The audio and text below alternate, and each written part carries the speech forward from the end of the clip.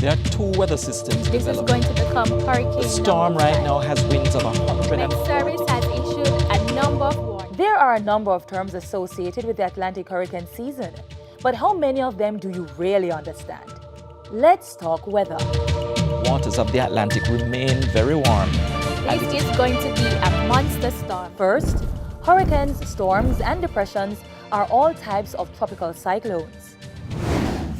A tropical cyclone is a system of winds with a warm core that originates over tropical or subtropical waters, for example, the Atlantic Ocean. Based on the wind speed associated with the system, cyclones are defined as follows.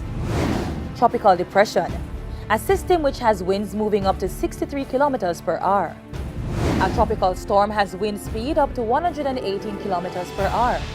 And a hurricane is a northern hemisphere cyclone with wind speed starting at 119 kilometers per hour. Hurricanes are rated categories 1 to 5. Relating to hurricanes, the eye is the center of the system, usually the calmest area in terms of winds. The eye wall is the area surrounding the eye and is characterized by intense winds. As soon as a significant system develops, the Met Service will take steps to inform the public. The terms that will be used include an advisory. This is any official information issued by tropical cyclone warning centers. It speaks to location, intensity, and the movement of the system, as well as any precaution that is to be taken. A tropical storm or hurricane watch is a public release from the Met Service advising that associated conditions pose a possible threat to the island within 48 hours. Tropical storm or hurricane warnings are issued when associated conditions are 36 hours or less away. Now, a flash flood watch says that flooding is possible and precautions are to be taken.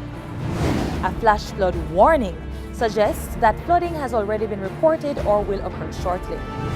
Those are some of the terms and definitions that you should be familiar with, especially during this season. For more information on these and other terms, you can contact the Meteorological Service of Jamaica at 876-929-3694.